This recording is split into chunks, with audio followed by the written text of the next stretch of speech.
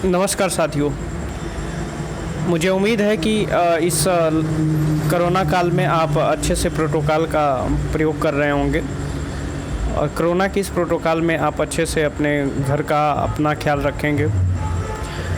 सबसे महत्वपूर्ण बात जिस पे हमको आज बात करना है कि इस समय दवाएं बहुत ज़्यादा शॉर्टेज हैं, तो आप लोगों को दवाएं उपलब्ध नहीं हो पा रही हैं। तो इस परिस्थिति में लगभग सैटरडे और संडे जो दोनों दिन पूरा दिन लॉकडाउन रहा, तो उस परिस्थिति में गाड़ियां जो हैं आ नहीं पा रही हैं गोरखपुर भी, जिससे दवाएं शॉर्टेज चल रही हैं। मैंने ज़्यादा से ज़्यादा मात्रा में दवाओं को उपलब्ध कराने का प्रयास किया है। तो आइडियल होटल के बगल में जो पूरब वाली बिल्डिंग है, उसमें राधिका क्लिनिक के पास मैंने लगभग दवाएं जो विटामिन सी, पैरासीटामॉल जैसे बहुत ज़्यादा शॉर्टेज चल रहा है, मिल ही नहीं पा रहा है, उसके बाद से अदर एंटीबायोटिक्स जो भी हैं उपलब्ध मैं करा दिया हूँ। और अन्य क्षेत्रों में मैं प्रयास कर रहा हूँ कि ज़्यादा से ज़्यादा मात्रा में ये सभी मेडिसिन्स जो बेसिक रिक्वायर्ड है ये उपलब्ध हो पाए। इस परिस्थिति में आपका पेशेंस होना, आपका लड़ना बहुत ज़रूरी है। मेरे दो विद्यार्थी जिनके एक बड़े भाई को बहुत ज़्यादा सांस की समस्या हो गई थी, तो मैं ईश्वर से प्रार्थना करता हूं कि जल्दी वो भी स्वस्थ हों। और एक मेरा बहुत ज़्यादा प्रिय विद्यार्थी, वो भी समस्या से जूझ रहा है और जूझ रही हैं। तो मैं चाहता हूं कि आप घबराएं ना और पेशेंस बनाए रखें। मुझे अच्छे से पता है कि इस परिस्थिति में आप कैसे झेल रहे होंगे, तो ईश्वर जल्दी से जल्दी आप लोग को ठीक करेंगे, सभी लोग निरोग हो जाएंगे। महत्वपूर्ण बात है कि पेशेंस आपका बहुत ज़रूरी है और आप खुद एक ऐसे योद्धा हैं जो लड़ के उभरेंगे।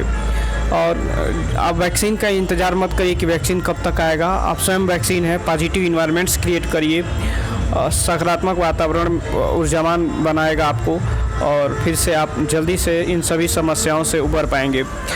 इसी बीच में जो सबसे दूसरी बड़ी एक समस्या नज़र आ रही है, जो 29 अप्रैल को कुशीनगर डिस्ट्रिक्ट का चुनाव होने वाला है, तो इस परिस्थिति में मैं चाहता हूं कि सभी ग्रामवासी या सभी जो कुशीनगर डिस्ट्रिक्ट वाले लोग हैं, आप कम से कम अपने प्रत्याशियों से या एक तरीके से जितने भी प्रतिभागी उठे हैं उन प्रत्याशियों से अपील करिए कि मास्क उस दिन किसी भी हालत में उपलब्ध कराएं, अदरवाइज़ उनको गांव में एंट्री करने मत दीजिए, क्योंकि ये सख्त ज़रूरी है। कोरोना मई के मिडिल में या फर्स्ट वीक में समझिए कि बहुत तेज़ी से पीक पर होगा, और बहुत पीक पर होगा, आप कल्पना भी नहीं कर सकते हैं, बहुत तेज़ी से बढ़ेगा और आपको स्वयं बचना होगा और सबको बचाना होगा।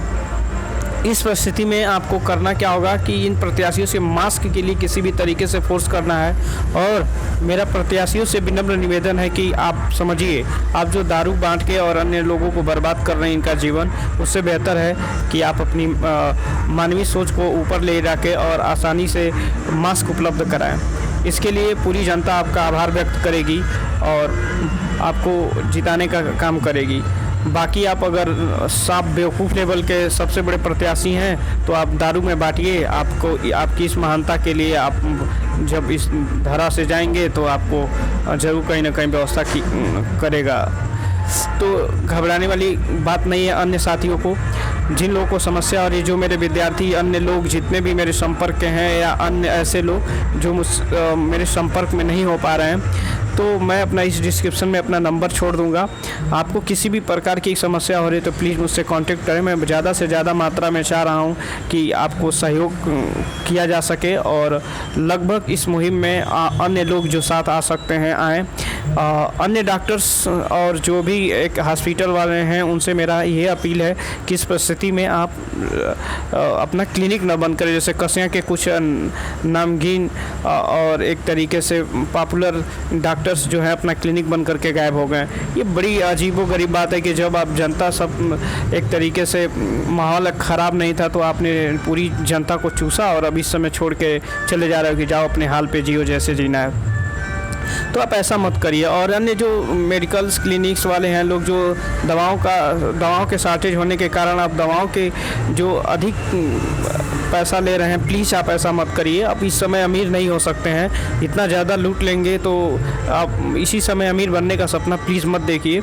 और बहुत ज़रूरी है कि आप सबका सहयोग करिए और आप आइए साथ में। आपका सहयोग से ही ये पूरा समाज अभी अच्छे तरीके से बच पा रहा है। अन्य अधिकारियों से मेरा ये निवेदन है कि सरकार चाहे जल्दी से इन अधिकारियों को भी एक्टिव करे, ताकि जितने भी विद्यालय हैं इन सारी चीज़ों पे सेंटर बनाया जाए और जल्दी से जल्दी इन सारी चीज़ों को रिकवर किया जाए। जैसे इजराइल ने किया कि जहाँ जहाँ पेशेंट मिले वहाँ क्वारंटाइन करके वहाँ ट्रीटमेंट चालू किया और ग्रुप बना के इजराइल आज कोरोना फ्री कंट्री हो गया। तो मुझे लगता है कि इस सिस्टम को अब ऐसे भी सोचना पड़ेगा और अधिकारी वर्ग ये ना सोचें कि नहीं केवल डॉक्टर्स की ये ड्यूटी है या अन्य की है। सभी लोग आप साथ आएंगे, आप लोगों को मैनेजमेंट करना बहुत अच्छे से आता है, शासन चलाना, सब कुछ चलाना आता है। तो जितने भी एक तरीके से रेलवे जैसे अभी ठप पड़ा हुआ है, तो इसके अधिकारी, अन्य जो भी शिक्षक हैं, इन सबको कहीं ना कहीं इस आपको आगे आना पड़ेगा, क्योंकि आपकी भी नैतिक जिम्मेदारी है कि आप इस विषम परिस्थिति में आप सामने नहीं आएंगे और लोगों का सहयोग नहीं करेंगे तो फिर ये देश कैसे उत्थान कर पाएगा। तो मुझे ये बहुत दुख से बात कहनी पड़ रही है कि हालात बहुत ज़्यादा नाजुक हैं और इस परिस्थिति में आप घर पे रहें, अनावश्यक इधर उधर न जाएं, मास्क का उपयोग करें, सैनिटाइज़र का उपयोग करें, जितने भी गाइडलाइन दिए गए हैं उन सभी का पालन करें। सरकार जल्दी से जल्द कुछ न कुछ व्यवस्था कर रही है और मुझे उम्मीद है कि आप सभी लोग स्वस्थ रहेंगे और अपना भरोसा कायम रखें। और आप ही को लड़ना है, आप जानते हैं, सिस्टम से भी, बीमारी से भी, सब चीज़ से। इसलिए आप स्वयं भगवान हैं, तो भगवान बन के बाहर मत घूमिए। भगवान मंदिर में रहते हैं तो वहीं मंदिर में पड़े रहिए।